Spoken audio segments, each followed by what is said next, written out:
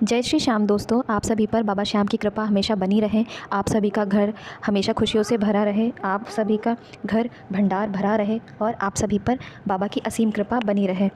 यदि आप बाबा के सच्चे भक्त हैं तो आपके मन में एक ऐसा सवाल है जो आता ही होगा कि हमें बाबा के सामने कैसे अर्जी लगानी है, कैसे बाबा श्याम तक अपनी तकलीफ़ को बताना है, अपनी समस्या को बताना है, जिससे बाबा श्याम हमारी अर्जी सुन सके, हमारी समस्या को सुन सके और हमारी समस्याओं का निवारण कर सके। तो आज के इस वीडियो में मैं आपको इसी बारे में बताने वाली हूँ कि आप बाबा श्याम तक अपनी समस्या और अर्जी को कैसे पहुँचा सकते हैं, अपनी बात को बाबा श्याम तक डायरेक्ट कैसे पहुँचा सकते हैं। वो कौन सा तरीका है जिसको करने से बाबा श्याम तक आपकी अर्जी 100% पहुँच जाती है और आपके सभी रुके हुए कार्य सफलतापूर्ण सफल होते हैं। और आपके मन में जो भी सवाल हैं उन सभी सवालों का आज मैं इस वीडियो में उत्तर देने वाली हूँ और आपको बताने वाली हूँ वो सरल तरीका जिससे आप अपनी अर्जी को, अपनी समस्या को बाबा के दरबार तक डायरेक्ट पहुँचा सकते हैं। बिना किसी रुकावट के आप अपनी तकलीफ़ बता सकते हैं।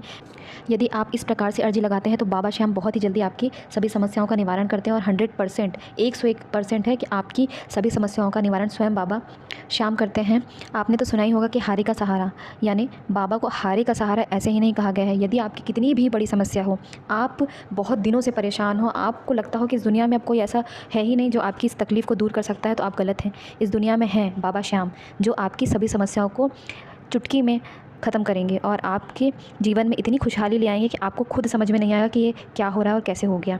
बाबा श्याम का दरबार इतना दिव्य दरबार है कि वहाँ जाने से, यदि आप नहीं जा पा रहे, आप घर से ही उनकी अर्जी लगाएं, आप उनका नाम लें, आप उनके मंत्र जपें। उनका नाम लेने से ही तो आपकी सभी समस्याएं समाप्त हो जाएंगी, आपका जीवन ऐसे ही तर जाएगा। और जीवन में जितना भी बड़ा दुखों का पहाड़ हो, बाबा हमेशा आपको उस दुखों से बाहर निकालेंगे और आपके जीवन में खुशियाँ और आनंद ही आनंद भर देंगे।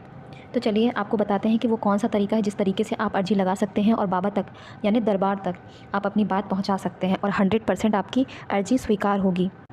तो बाबा श्याम को जब आप अर्जी लगाएं तो सबसे पहले आपको एक काम करना है कि एक साफ़ सुथरा कागज़ ले लेना है और कागज़ आपको एकदम सफ़ेद और ऐसा लेना है कि जिसमें लाइन ना हो, यानी एकदम प्लेन आपको वो कागज़ लेना है। उसके ऊपर आपको अपनी अर्जी लिखनी है और वो भी संक्षिप्त रूप में, यानी बहुत ज़्यादा कुछ कुछ नहीं लिखना है। आपको नॉर्मल, जैसी आपकी जो मर्ज़ी हो, आपकी जो समस्या हो, आप जो करना चाहते हो, बाबा तक आपकी जो बात पहुँचाना चाहते हो, वो एकदम संक्षिप्त रूप में और एकदम साफ़ सुथरा लिखना है।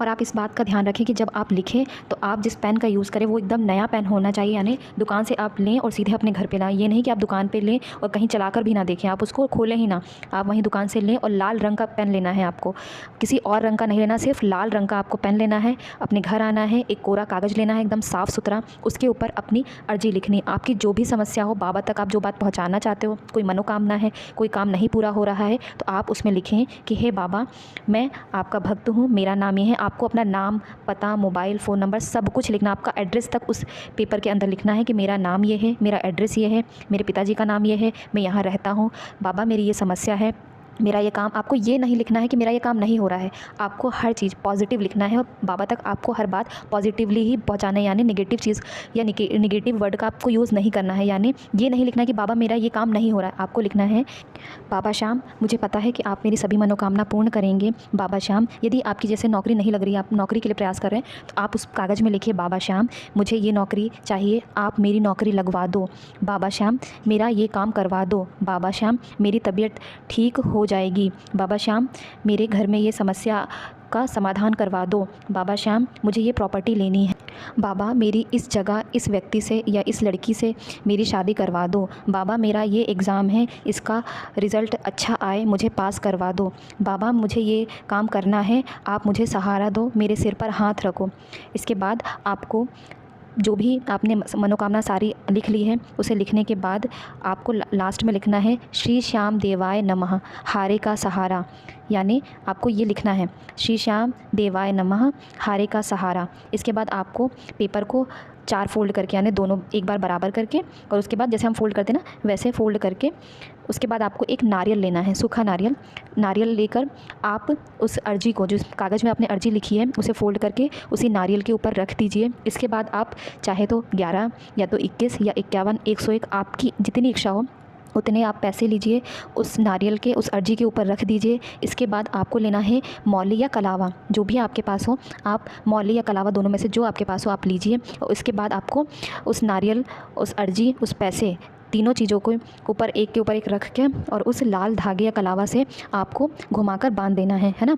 और जो आप घुमाएंगे वो आपको 11 या 21 बार आपको घुमाकर बांध देना है। बाकी का यदि आपका उसमें कलावा बचता है तो आप उसी में लगा दें, उसे तोड़े नहीं।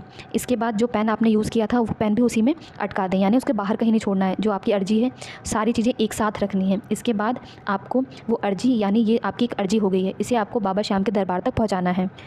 यानी इसके बाद आपको दरबार, यानी आप यदि खाटू श्याम बाबा का जो मंदिर है, मेन मंदिर राजस्थान में, यदि आप वहाँ जा सकते हो तो आप वहाँ ज़रूर जाएं, और नहीं जा सकते तो आप अपने घर में ही, यदि आपके पास खाटू श्याम की मूर्ति है, कोई फ़ोटो है, तो आप उनके सामने उनके चरणों में ये अर्जी रख दीजिए। यदि आपके घर में खाटू श्याम जी की फ़ोटो नहीं है तो आप श्री कृष्ण जी यानी कान्हा जी का ही तो रूप है खाटू श्याम जी, तो आप लड्डू गोपाल यदि आपके घर में है तो आप लड्डू गोपाल के चरणों में भी इस अर्जी को रख सकते हैं। इसके बाद आपको अर्जी रखने के बाद दोनों हाथ जोड़ के अपने सिर को भगवान के चरणों में रखकर अपनी जो भी मनोकामना है उसे पूर्ण करने की आपको प्रार्थना करनी है कि हे बाबा श्याम, हे खाटू श्याम जी, मेरी इस मनोकामना को आप पूर्ण करें, मेरे सिर पर हाथ रखें, मेरी समस्या का समाधान करें। इस बात के लिए आपको बाबा से विनती करनी है। तो आप जब अर्जी लगाएं तो आपको कुछ बातें हैं जिनका ध्यान रखना चाहिए, यानी कुछ नियम भी हैं खाटू श्याम जी के जिन्हें आपको ध्यान में रखना ही है।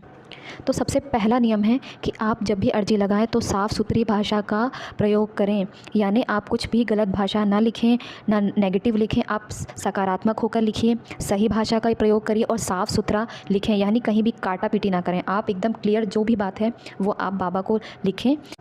और दूसरा नियम ये है कि आप बात को ज़्यादा घुमाएं नहीं, छोटी रूप में, संक्षिप्त रूप में और साफ़ सुथरा और क्लियर बात लिखें। अर्जी में तीसरा नियम यह है कि जब आप अर्जी अपनी लगाएं तो उसमें अपना नाम, अपने पिताजी का नाम, अपना पता और अपना मोबाइल नंबर ज़रूर लिखें। अर्जी लगाने का चौथा नियम यह है कि जब भी आप अर्जी लिखने के बाद जब बाबा के चरणों में अपनी अर्जी रखें तो अर्जी पूरी होने की आप विनती या प्रार्थना बाबा से ज़रूर करें। तो भक्तों, कुछ ये नियम थे जिन नियमों का आपको ध्यान रखना है और अर्जी इसी प्रकार आपको लगानी है।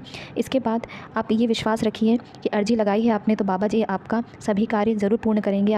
आपकी इच्छा जो भी है, आपकी कोई समस्या है तो बाबा सभी समस्याएं ज़रूर सुनेंगे और आपकी मनोकामनाएं 100% पूर्ण होगी। जय श्री